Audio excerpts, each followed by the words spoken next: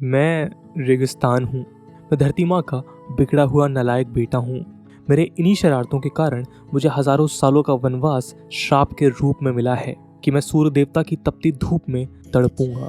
लेकिन एक ही राहत है, श्राप में रात के बारे में कुछ नहीं लिखा है। तो वही एक समय होता है जब मैं अपनी धरती माँ के कलेजे को ठंडक पहुँचा सकता हूँ। चलो आज मैं आपको अपने परिवार के बारे में बताता हूँ। सबसे पहले मेरी लाडली बेटी हवा।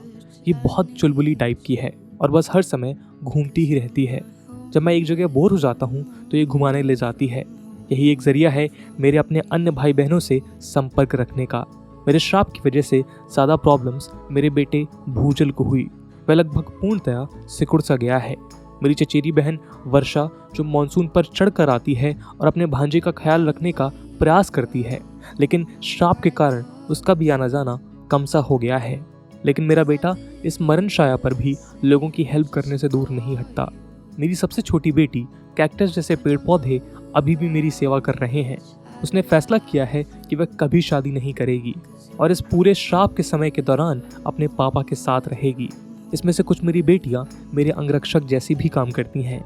मेरे श्राप के कारण उसके ऊपर भी कांटे निकल आए हैं और बहुत सिकुड़ सी गई है। ये बेटी कभी भी खाने पीने के लिए जिद नहीं करती है। इस बुढ़ापे में बहुत मन मचलता है हर जगह घूमने का, लेकिन मेरी ये बेटी मेरे को एक जगह रहने की नसीहत देती है। इसलिए हवा और इसमें बहुत झगड़ा होता है। मेरा यहाँ पर मैदान अपनी बेटी नदी को छोड़कर गया है। मैंने उसके रहने का अच्छा इंतज़ाम किया है जिससे मैदान को कोई शिकायत ना हो।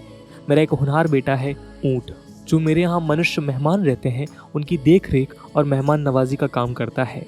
तो ये है मेरा छोटा सा परिवार जो इन सब मुश्किलों के बावजूद भी अच्छे से चल रहा है। इतनी सब समस्या होने के बावजूद और मनुष्य को शरण देने के बावजूद मनुष्य मेरे को, मेरी धरती माँ को और मेरे दूसरे भाइयों को तंग कर रहा है।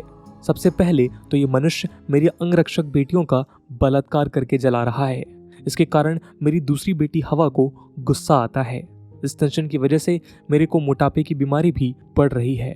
कभी कभी पहाड़ मेरे बड़े भैया हवा को समझा देते हैं, लेकिन आजकल वो भी लाचार हो गए हैं और हवा अपना असली प्रकोप मनुष्य को दिखा ही देती है।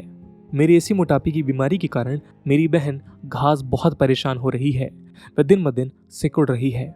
कभी कभी हवा को इतना गुस्सा आता है कि वो मेरे बड़े भैया समुद्र में मेरे को छोड़ देती है, जिससे उनके बच्चों को प्रॉब्लम होती है।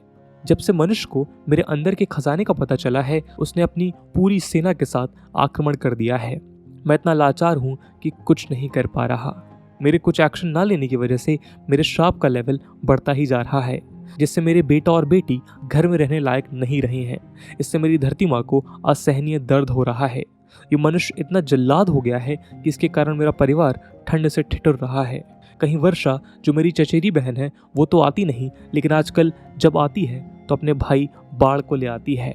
वह तो नादान है, लेकिन वर्षा के ना आने के पीछे तो ये मनुष्य ही जिम्मेदार है। कुछ मनुष्य मेरे प्रकोप को देकर सजग हो रहे हैं, मेरे श्राप को कम करने का प्रयास भी कर रहे हैं, लेकिन मेरे भाग्य में जो लिखा है वो तो होकर ही रहेगा। मैं ये नहीं चाहता कि मेरा श्राप खत्म हो जाए, क्योंकि इसके कारण मेरे दूसरे भाई बहनों को बहुत प्रॉब्लम होगी। मुझे तो बस ऐसे ही रहने दीजिए। बस यही चाहता हूँ कि मैं जैसा हूँ वैसा ही रहूँ। मेरी धरती माँ को कोई प्रॉब्लम ना हो, मेरा पूरा परिवार खुश रहे।